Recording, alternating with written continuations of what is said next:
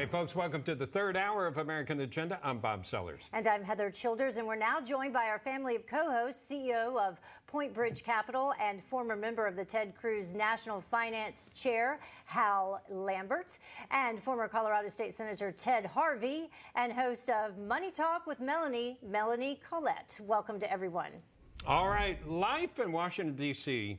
is a little different. It's under strict rules due to COVID and the January 6th protest. That's the explanation. Ever since the Capitol Hill protest on January 6th, the Capitol has been closed to the public. There's kind of no exceptions. They did get rid of some of the fencing.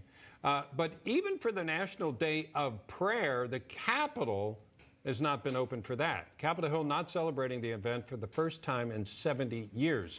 And the Biden administration effectively canceling the decades-old Memorial Day motorbike parade for veterans. Known most of folks as Rolling Thunder.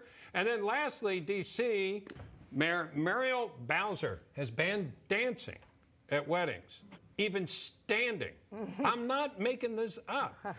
This all comes as COVID cases are down, vaccinations are up, and the economy's expanding and opening up. So what in the world is going on in D.C.? Melanie, explain this all to me.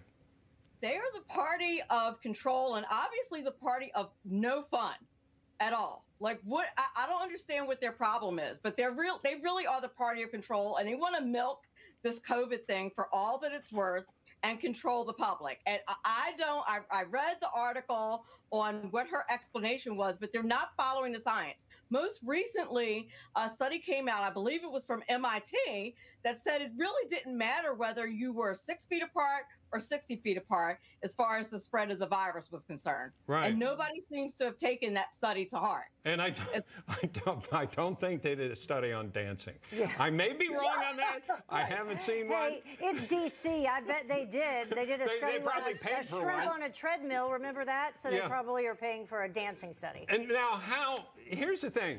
I remember Ronald Reagan and how optimistic he was. He made you believe in this country. You didn't even have to agree with him politically, but by God, he believed in that shining city on the hill. He could make the hair stand on the back of your neck by how you felt about this country. And now we seem to be in a hovel, somewhere we're scared to come out, Hal. Yeah, the Democrats have really become the party of doom and gloom. And I remember, I'm old enough to remember 15 days to slow the spread. Yeah. And here we are 14, 15 months later, and we still can't, have a party. Can't go to a wedding in D.C. I mean, this is insane. There's no science behind this. All they have to do is look at the other states that have opened. Okay, the other states that are fully opened, Texas being one, which is where I am. I don't even carry a mask in my pocket anymore. I go in wherever I want. Most places are mask recommended, but they're not required. And the virus is dropping and dropping and dropping. Death rates have dropped. It's going away. So to say that you can't even stand up at a wedding, and basically they're saying you're not welcome to have any events in D.C. That's what they're saying. That's just not following the science. It's not even following the data that we see every single day before our own eyes. Even on CNN, I saw an interview with Muriel Bowser on CNN, Heather. Even the CNN anchor was kind of, really? Yeah. As far as what's going on with the dancing. No, I mean, it's all about optics and money. And I can tell you we will probably reopen once the Biden administration and Democrats pass through $6 trillion in spending. Yeah. Because there has to be a crisis, because we need all of this to be passed. If there's no crisis, then I think a lot of that won't be able to get through. Yeah, and if you don't have everybody wearing masks, if you don't have everybody scared to death, then maybe you have no rationale, Ted, for putting through another $4 trillion that we don't have. You bet. And I guarantee it, if the politicians in Washington, D.C., whether they are at the city council level or in Congress, were not continuing to get a paycheck 15 months later, we would be opening up the entire country. But they're not the ones that are being hurt.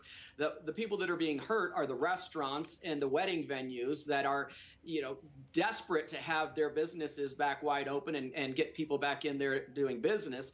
The people of Washington, D.C. are going to go outside to Virginia. They're going to go to Maryland. That's where they're going to have their weddings. But they're destroying the wedding venues in Washington, D.C. for no other reason, just to control the narrative moving forward for this stimulus package. Yeah, I think that's what this is all about. I hear people say it's about the science. Melanie, I believe it's about their message. They want us all to be freaked out. And by the way, they need to get out of Washington. There are parts of this country, like you're saying, down in Texas. We moved from Tennessee. There are places in the country that are operating as if nothing ever happened. I'm not saying there aren't some things that they change a little bit here and there, but mainly they're open. And Melanie, it's not like that in D.C. I live in communist New Jersey.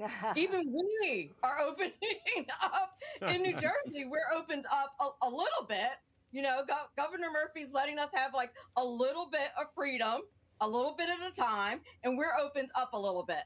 And I can't imagine D.C. You're right. They do need to get out of D.C. They're in their own little gated community, and they don't understand that things need to be opened up. They need to be following the science as they claim that they are, but they're not.